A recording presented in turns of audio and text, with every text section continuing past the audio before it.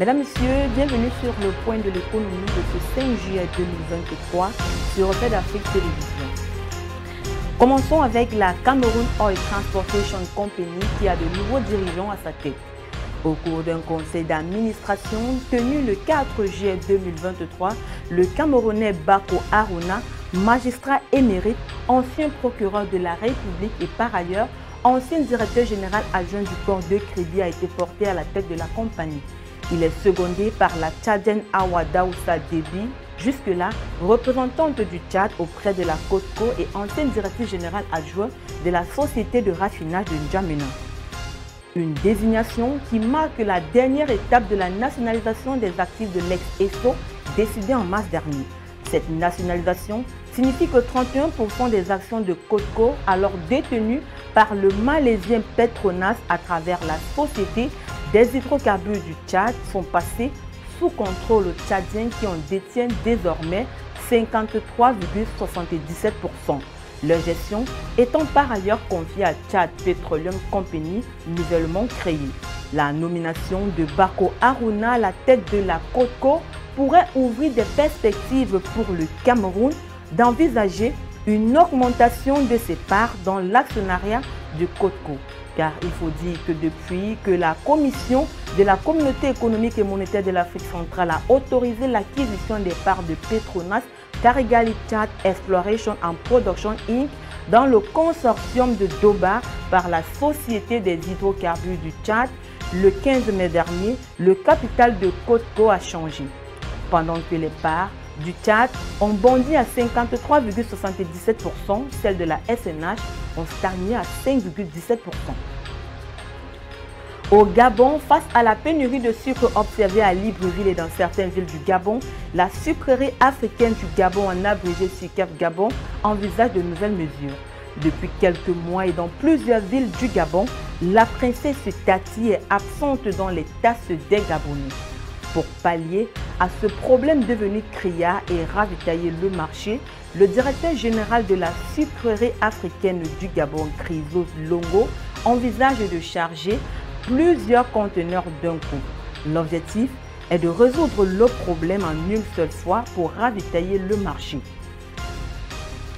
Ces mesures envisagées pour ravitailler le marché du sucre interviennent quelques jours seulement après la descente d'une délégation des directions générales du commerce et celle de la concurrence et de la consommation dans les locaux de l'entreprise à Franceville.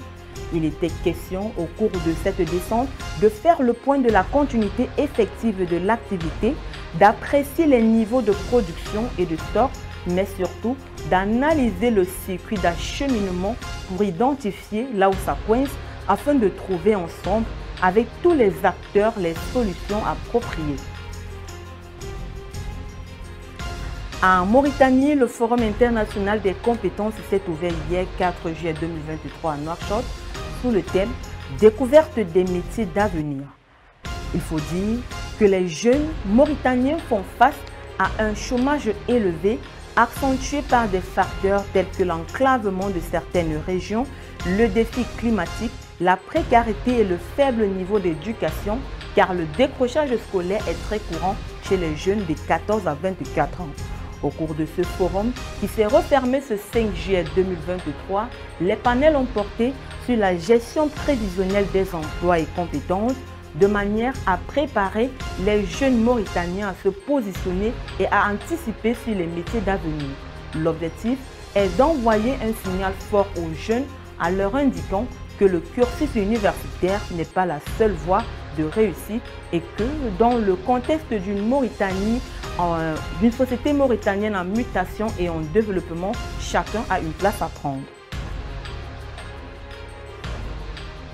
En Côte d'Ivoire, le pays prépare un budget de 14 milliards de francs CFA pour l'exercice 2024. Le ministre du Budget et du portefeuille de l'État, Moussa Sanogo, était devant la Commission des affaires économiques et financières du Sénat le 3 juillet 2023 pour le débat d'orientation budgétaire qui constitue la première étape de la procédure budgétaire. En s'appuyant sur le document de programmation budgétaire et économique pluriannuel 2024-2026, qui définit les orientations budgétaires et économiques pour les 3 années à venir. Il a souligné que pour l'année 2024, le projet de budget de l'État ivoirien devrait enregistrer une hausse de 20,9% par rapport à 2023 pour s'établir à 14 000 milliards de francs CFA. Il devra atteindre 15 000 milliards de francs CFA en 2025 et 16 000 milliards de francs CFA en 2026, porté par les ressources fiscales prévues à 6 121 milliards de francs CFA en 2024, à 6 184 milliards en 2025 et 7 778 milliards en 2026. Les recettes non fiscales sont attendues à 122 milliards de francs CFA en 2024, à 132 milliards de francs CFA en 2025 et à 14 milliards de francs CFA en 2026. Cette programmation budgétaire s'appuie sur une prévision de croissance du PIB de 7,1% en moyenne annuelle sur la période 2024-2026, une chute de l'inflation à 2,4% sur la période en dessous de la norme communautaire de 3% maximum, contre un taux de 4,2% en 2021, de 5,2% en 2022 et 3,7% en 2023. Les opérations financières de l'État afficheraient de bonnes perspectives sur la période 2024-2026, avec une amélioration du déficit budgétaire qui passerait de 4,1% du PIB en 2024 à 3% du PIB en 2025 et 2026, respectant ainsi la norme communautaire de 3%. Le taux de pression fiscale, quant à lui, passerait de 14,1% en 2024, 14,7% en 2025 et 14,7% en 2026. Le niveau d'endettement restera soutenable, passant de 60% en 2024, 59% en 2026, toujours en dessous du seuil communautaire de 70%. Cette session annuelle qui permet au Parlement d'intervenir en amont pour mieux contribuer à la définition du cadrage macroéconomique et budgétaire a permis aux sénateurs de comprendre que la trajectoire de l'économie nationale ivoirienne est en phase avec les objectifs de développement du pays. Terminons avec la République démocratique du Congo, la Zambie et l'Angola qui initient un corridor ferroviaire pour leurs industries minières. Les chefs d'État Félix Tshisekedi de la République démocratique du Congo, João Lourenço de l'Angola et Hakainde Hichilema de la Zambie ont co-présidé le 4 juillet 2023 la cérémonie de signature d'un accord visant à faciliter le transport de leurs minerais vers des marchés extérieurs. Les 3 chefs d'État ont convenu d'utiliser de façon optimale le corridor ferroviaire angolais de Lobito, situé près des régions minières du Grand Katanga en RDC et du Copperbelt en Zambie. Les 3 pays voisins ont ainsi concédé, après un appel d'offres international, l'exploitation de ce corridor frontalier au consortium Lobito Atlantic Railway. Ce dernier est formé par les sociétés Trafigura de la Suisse, Vectoris de la Belgique et Mota-Engil du Portugal.